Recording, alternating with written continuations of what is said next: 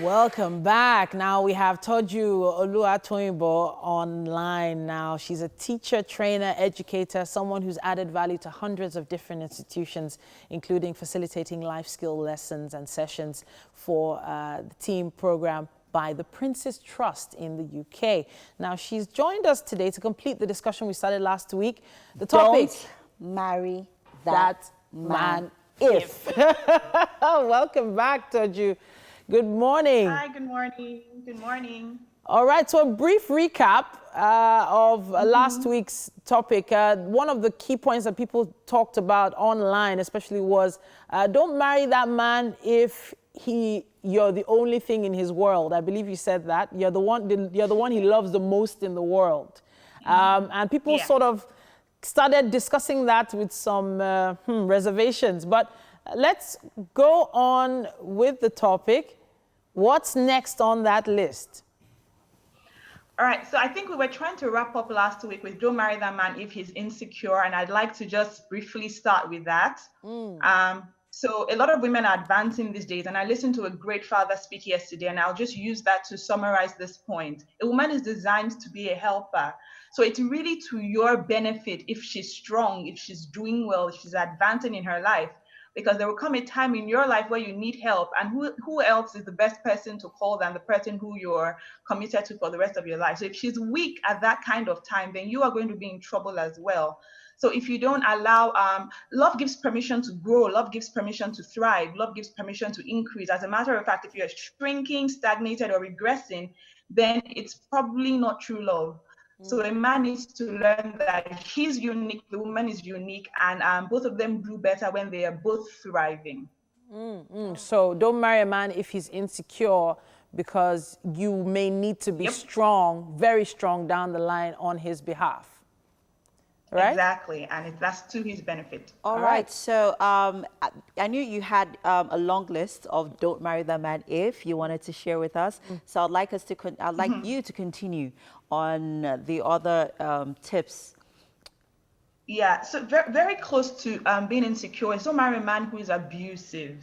Now, abusive, of course, like we know, it could be verbal, it could be physical, it could be different things. But let's stick with it could be emotional, right? And I think that's closely related to being insecure because apart from 1, 2, 3 other reasons, it's very important to note that a man who hits his wife, who is verbally abusive, who is emotionally abusive, more times or often enough has something in himself that he does not like, has an inadequacy, has an incompetence that he's trying to cover up for.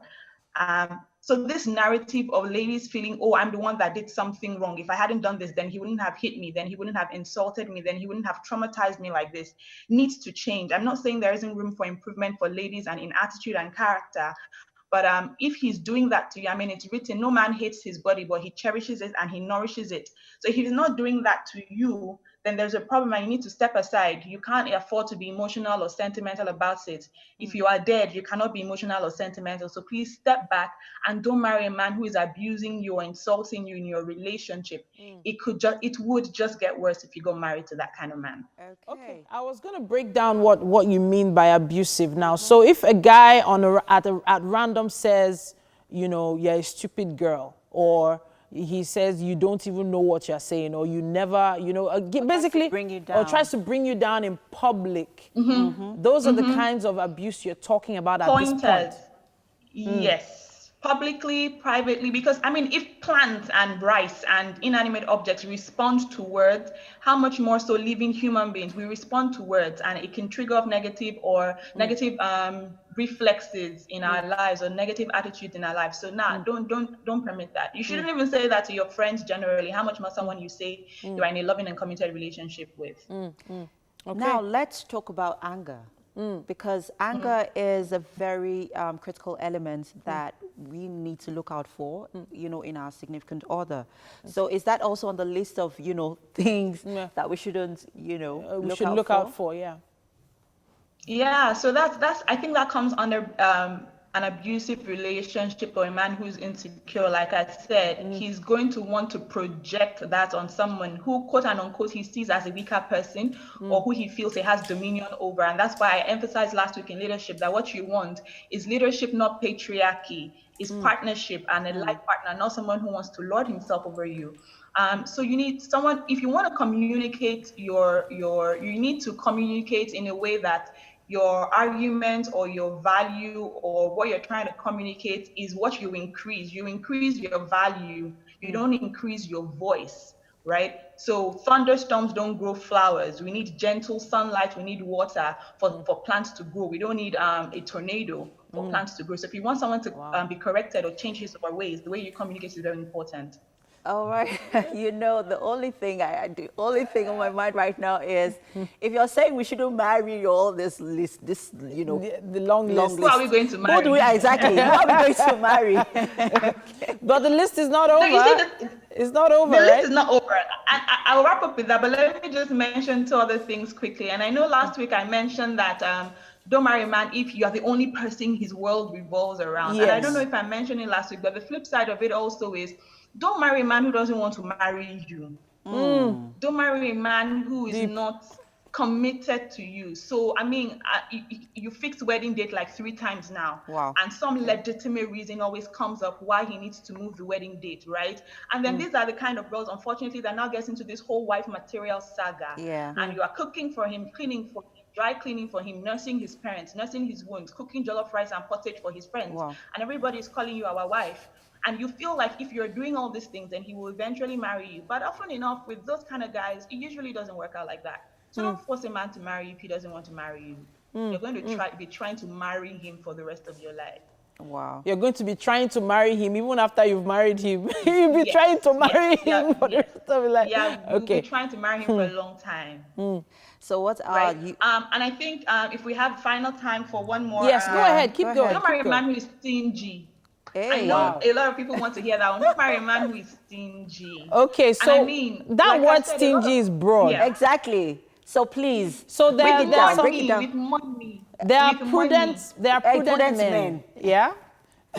So if he's prudent, what's the difference between being prudent and being stingy? Yes. I was going to say that now. A lot of times when we are courting or dating and we're in love and everything, you wouldn't even see it as stingy. You see it as prudence. He's saving for a future. Yeah. He's saving for children. He shouldn't be lavish and all of that. But if he always puts money before how you feel all the time, then it's more likely that he's stingy. I mean, there are background issues and upbringing issues and all of that and exposure. But if he always brings up money before he buys you anything, gives you a gift, takes you out, thinks about the children, if he always thinks about money first, then he has a faulty money mechanism or thinking, and then he might be stingy. And that might be a battle you're fighting for the rest of your life. Wow. Wow. Yes. But okay, well, if a man is too generous, though, couldn't that pose a problem later down the line? I'm just no, we like generous men. Thank you so much. We prefer generous men. I mean, balance is the key to life and all, but I would rather a man who is generous than a man who is stingy. Definitely. Thank you so much, Ms. TOJU, for this interesting conversation this morning. We're definitely going to continue this on social media. You should hit us up on Instagram at TVC Connect. We'll be posting this conversation, and of course, you can add your comments or contributions there as well. TOJU will likely be replying some of those messages as well.